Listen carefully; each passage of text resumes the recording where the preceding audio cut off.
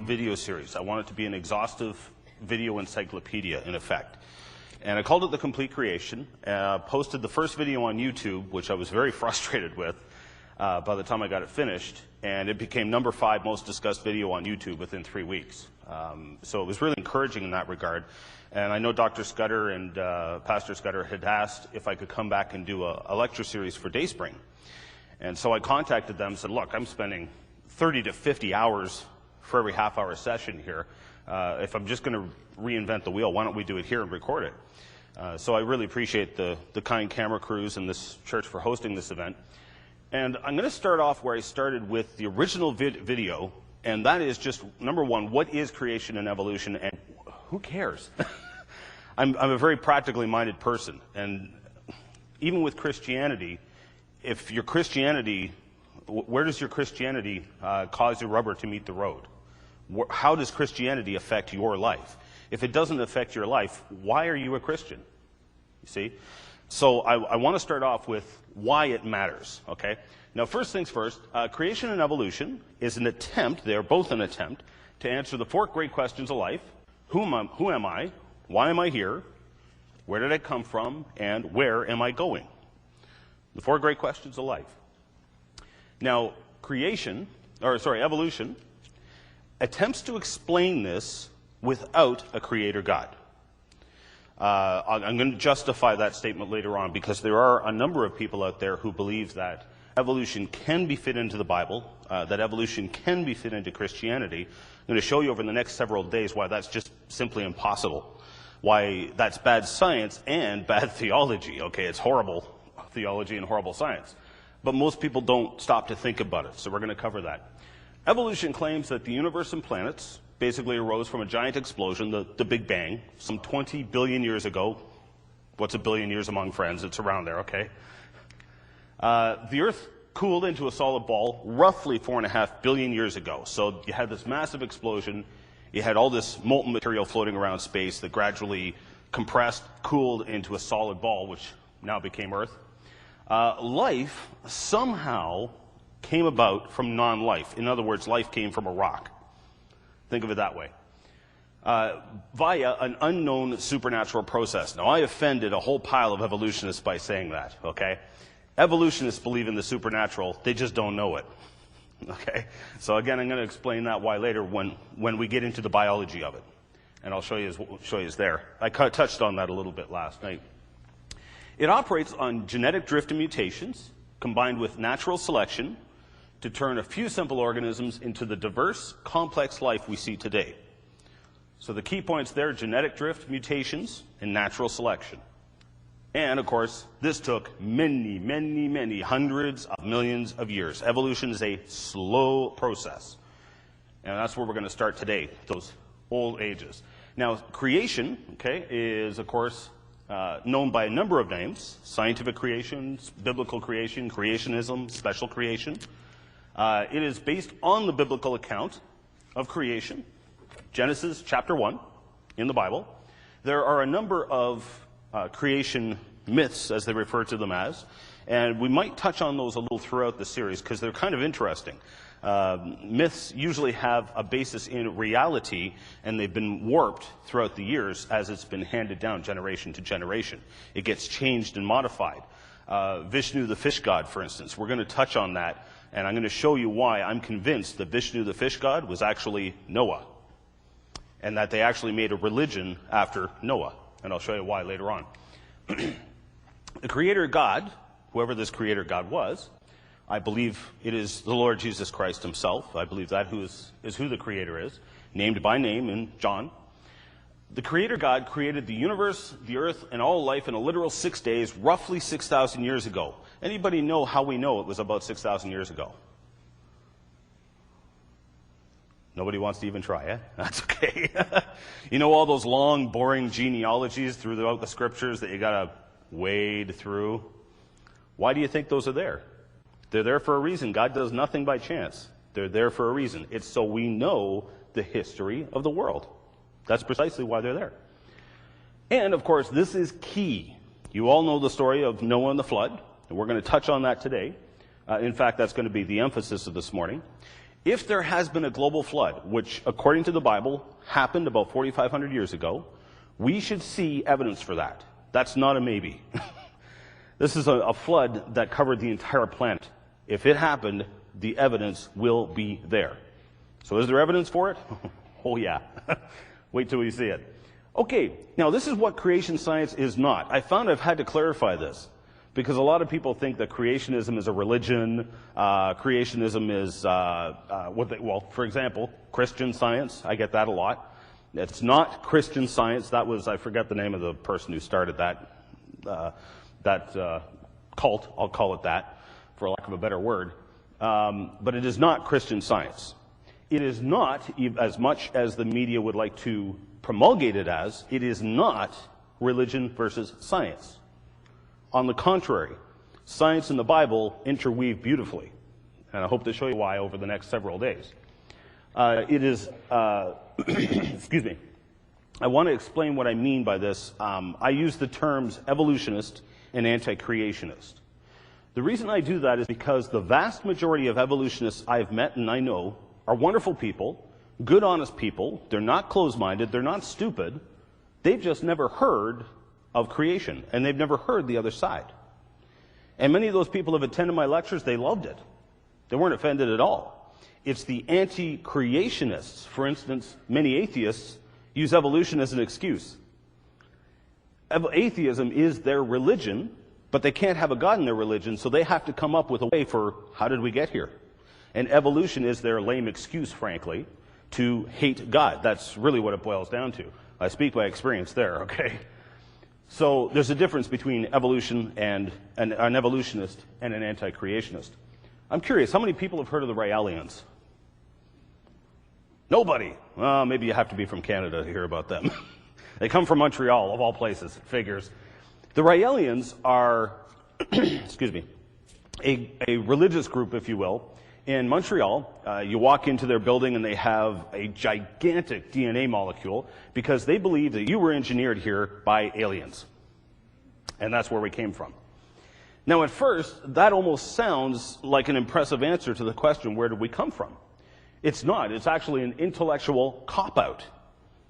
It only brings up the question, where'd the aliens come from? So it all boils down to one of two things. Either we evolved or we created. There is no third option. It rules out all other possibilities, exhausts all other possibilities. Intelligent design has been in the news a lot lately. Intelligent design, I'm going to go into very specific detail as to what it is. Contrary to what Judge Jones said in the Kitzmiller-Dover trial in Pennsylvania a couple of years ago, intelligent design is not creationism in disguise. That is nonsense. And I'm going to justify that statement later on and explain what intelligent design is and why it's important. Lastly, hopefully by the end of this course, your, I'll call it your discernment skills, will be just a touch better. And hopefully I can pass off a few lessons to you I've learned over the few years. The SETI project. Has anybody heard of the SETI project? 1, 2, 3, 4. Okay, so a few of you have. Okay. The SETI project, Search for Extraterrestrial Intelligence. Now, this is quite humorous. A lot of hardcore atheists and anti-creationists run around saying intelligent design is not science and it's creationism in disguise. Intelligent design is a scientific tool. And they then turn around and use the scientific tool of intelligent design in their attempt to search for extraterrestrial intelligence by examining space signals coming in from outer space, looking for intelligence in those radio signals. It's hypocrisy. And atheism is just loaded with circular reasoning and hypocrisies like this. where you say it's unscientific in one hand, then turn it around in hopes to prove your case and use it for that. So that's the SETI project. I'll come to all that back later on. Okay, I touched on this last night. What is science? I'll repeat it just real quick. It's testable. That's important. It's testable. It is observable. It is repeatable. It is predictable. And it is falsifiable. I didn't get into too many big words with the kids last night, but I hear a lot of anti-creationists criticize creationists saying, oh, you're just discrediting evolution. Where's your evidence for creation? That shows a misunderstanding of how science works. Science is based primarily on falsifiability. Usually you cannot prove something, you can only disprove it. And if you can't disprove it, it must be true. That is basically one of the main principles of science. So usually, if we're falsifying evolution, we are actually also presenting an argument for creation. The two usually happen at the same time. Okay? If creation is true, we should find life suddenly appearing in the fossil record. If evolution is true, we should find simple to complex life forms gradually appearing from bottom to top throughout the fossil record, and we should find no out-of-place fossils. In other words, we should not find dinosaurs and humans together because dinosaurs were supposed to have been extinct 60 million years before people ever evolved. So we should not find any evidence that the two ever lived together. As an example, we should find evidence that the earth and the universe is young. Because according to the scriptures, it was all created a mere 6,000 years ago, give or take. Now, just to throw this in, I know that the Seventh-day Adventists believe that the earth and most of the universe is long, but that the cosmos themselves are very old. Okay, I'm not real clear, but I know they have a little bit of a slightly different perspective there. If evolution is true, we should see evidence that the earth and universe are old. We should see, now this is key, I mentioned this last night. In Genesis chapter 1, 10 times in the first chapter of Genesis, it says God reproduced things after their kind. And things reproduced after their kind. So, if creation is true, we should see things reproducing after their kind. If evolution is true, we should see things changing over time. You see the difference there? So these are key evidence, key pieces of evidence. If there's been a global flood, no two ways about it, there should be evidence for it. With creation and evolution, no matter what you believe, both ends are scary, okay? If you believe in evolution, you're dead, you're dead. That's not very fun. If creation is true and there's a God and there's an accountability, if we evolved, well, you got nothing to worry about. You can make fun of me all you want after I'm dead. I'll be too busy fertilizing dandelions. I really won't care. But I assure you, I'm very confident that I'm right. And even if I'm wrong, I got nothing to lose. Bottom line, nothing to lose. Okay, now this is where it gets interesting. We're going to take a look at the evidence here, and what I wanted to start off with was the history. Where did this debate start? Like, how did this all come about? Does anybody want to take a stab? Where do you think the creation-evolution debate started? Anybody want to take a try? You're all smart enough to know that maybe you don't know. Okay, that's fine, because it's surprising. Believe it or not, it did not start with Darwin. And where it started is very key in understanding, well, the whole debate. It started with what we call uniformitarian geology, the rocks. That's where it started all. It is what I would call, or has been, the most effective weapon that has ever been launched against the Bible, the Word of God. Uniformitarian geology has been the most effective weapon ever launched against this. Think about this for a second. Did burning the Bible make it go away? No, it only made it go farther and wider. Did killing off anybody who dared to believe in it make it go away? Nope. Only made the Christian believers stronger. Did burning it make it go away? And banning it? Nope. Just made people want it all the more. A banned book? Oh, that's the best advertising for a book. Especially a book like this. But today, when you talk about this book as a literal history book, understand that. This is a history book of the universe and the world and life as we know it. If it's true, this is a history book. It's not just a theology book, it's a history book. And today, when you talk about this book as a literal history book, what's the first thing that people say? Oh, the earth is billions of years old. That silly book says it's only 6,000 years old. Clearly it's wrong. Do you notice that? This is where it all started. It all basically started with one man. Now, I want to introduce you to three guys. You'll probably recognize their names right off the bat. Luther, Finney, and Calvin. Recognize those names? Great theologians. All three men of fine Christian upstanding, and they stood up for their beliefs and profoundly impacted the history and the course of the world. All three men were trained in the same profession. Does anybody know what they were trained as? No guesses? Yes? Nope. That's what everybody thinks, theology. That's what I thought. You got it. All three were trained as lawyers. It wasn't theology. They learned how to argue. And so, as much as we disdain lawyers, I'm starting to have a little more respect for them nowadays. Because I want to introduce you to a fourth man, again, a lawyer, Sir Charles Lyell. Also trained as a lawyer, also profoundly impacted the world, I would say for the worse. And here's how he did it. He was a lawyer, not a geologist, but he is now known as one of the founding fathers of the modern science of geology. That's kind of bizarre. How did he wind up doing that? Well, he's the one who actually coined the phrase, the present is the key to the past. And you may not have heard that phrase before. I'm curious if anybody has. One, two.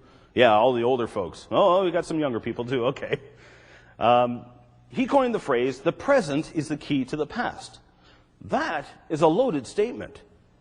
Has anybody seen a global flood recently? No?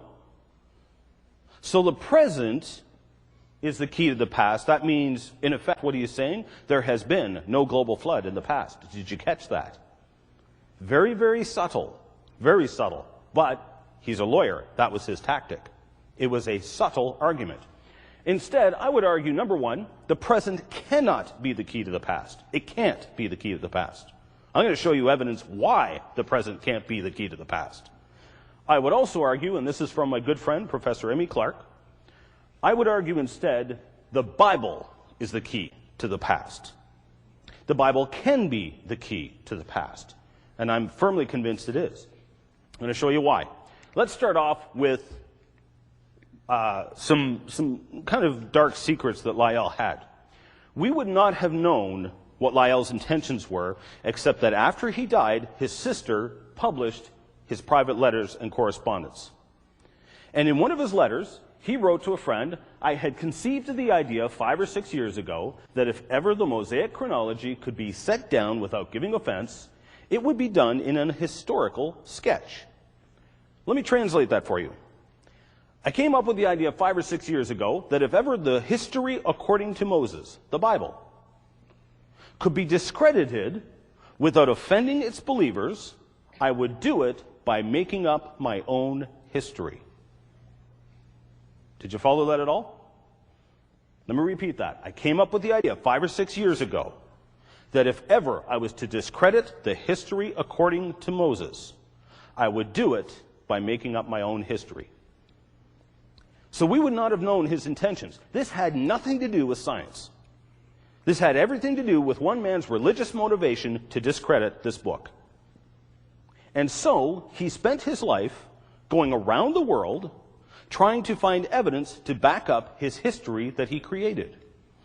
And I believe the Apostle Peter actually prophesied Charles Lyell, specifically, and Charles Lyell's great delusion that would come on the end of the world.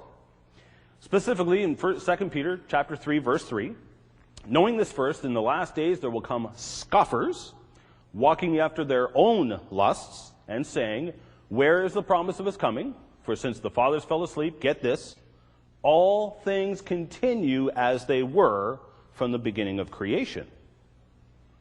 For this they are willingly ignorant of.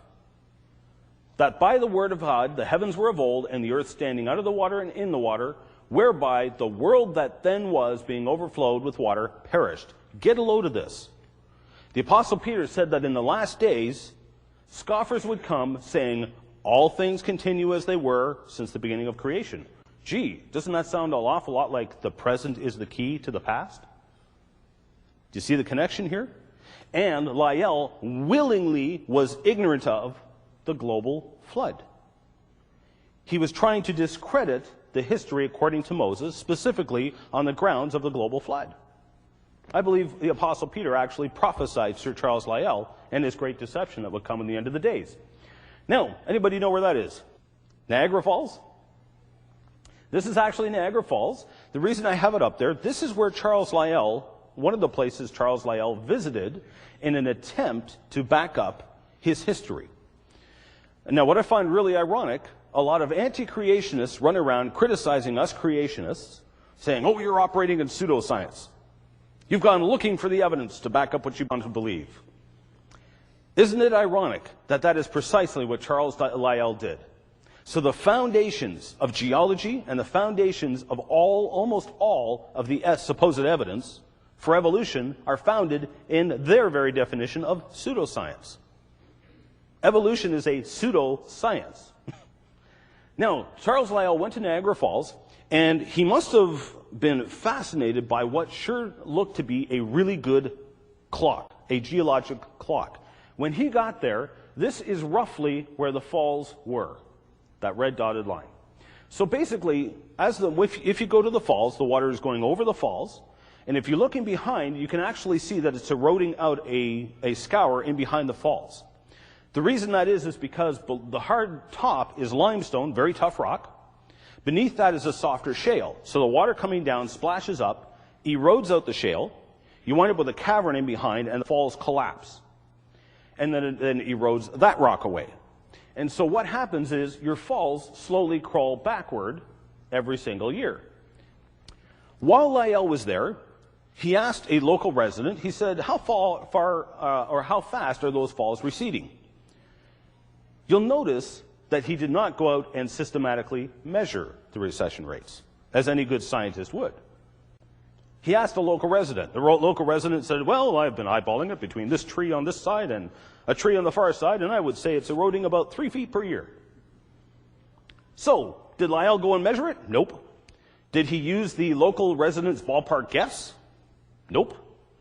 Instead, what he wrote in his book, Principles of Geology, he assumed the local was exaggerating, and he assumed that the erosion rates were actually 1 foot per year. And so, get a load of this, in his book, what he wrote was Niagara Falls is receding at 1 foot per year. It is 35,000 feet long. Therefore, the gorge is 35,000 years old, and the earth cannot be 6,000 years old. He never once mentioned the Bible. Keeping in line with his tactic that he would not offend its believers, he made up his own history. Everyone who read his book, Principles of Geology, concluded that this book was fiction. It profoundly impacted the world. And guess which one of those people, the name of one of those people who got a load of his book? Sir Charles Darwin. Got a hold of his book, Principles of Geology, read it on his voyage in the Beagle, and suddenly Darwin had his old Earth in which to place his evolutionary theory. So, did Lyell's science stack to scrutiny? Or should I say his fiction? No, absolutely not. Last year, I got a call I called a good friend of mine, Ian Taylor in Ontario. He's the author of the book In the Minds of Men, which is just coming out with a new edition right now. It should be printed in a week or so. If you get a chance, get a copy. It's a phenomenal book. Heavy read. It's like that thick. It's like 550 pages. But it is just a phenomenal book. Phenomenal book. Very, very well done. I called Ian, and he was quite excited. He said, I was just going to call you. The reason he was excited was because this drawing, the first ever drawing of Niagara Falls, had just been printed in the paper that day. And so he faxed me a copy. I was in Ohio at the time. So I looked at the drawing, and I don't know about you, but it took me a minute to get my head wrapped around this drawing. I'm looking at it going, what on earth? Well, here's how it works. There's Goat Island. This is the American Falls. This is the Canadian Horseshoe Falls. We are on the New York side. That's where the drawing was made from. Now, I went down there with the goal of seeing if I could figure out where this drawing was made from. Within 15 minutes of getting there, the answer became obvious. It was instantly obvious where the drawing was made from, and the Knights of Columbus beat me to it. In 1910, the Knights of Columbus placed that monument right there at Hennepin View. Why did Knights of Columbus and myself both come to the exact same conclusion, this is where Hennepin made his drawing from? Well, it's simple. There's major landmarks in the drawing that are still there today. For example, this is Prospect Point. This is, notice the curve in the river with a major outcrop just before a major landing. That major landing is where the Maid of the Mist launches from today. So if you go and look for yourself. The drawing is right there on display. You can stand on the shores of the Niagara Gorge and look at the evidence for yourself. Here's Prospect Point. Now that collapsed in the 50s. It's been reconstructed, but that is essentially what it looked like. Over on the Canadian side, we're now on the Canadian side looking north down the river. There's the curve in the river, there's the outcrop of rock, and there's the landing which Maid of the Mist launches from. It's the only landing in the whole area. It's obvious where the drawing was made from. Now, when you visit there, they have drawings like this, and they claim Hennepin's Falls are way back here. They assume that Hennepin was exaggerating or drawing by memory. Can't be. It's too accurate. Instead, I would place Hennepin's drawing as having the falls way over here. Now, here's an aerial view. Here's where I place the falls during Hennepin's time. Here's where the falls are currently. So if we do the math, and remembering that in the past 50 years there has been essentially no erosion of the gorge, because they've put all kinds of water around the falls for hydroelectric projects. They've also deliberately reinforced the gorge so it won't erode anymore. Okay, they're trying to keep it from collapsing. So the past 50 years there has been essentially no erosion, is what I'm saying. In 270 years, the erosion has been an average, if my assumptions of Hennepin's drawing are correct, an average erosion of 12 feet per year. Was Lyell's number of 1 foot per year accurate? Hardly. Even today, before they built the hydroelectric projects, they measured the erosion rates, and it was 5 feet per year. Even that brings it well within the time frame of the 4,500 years of Noah's flood. Lyell's work was fiction, yet everybody who read Lyell's book thought it was the Bible that was fiction. It was a great deception.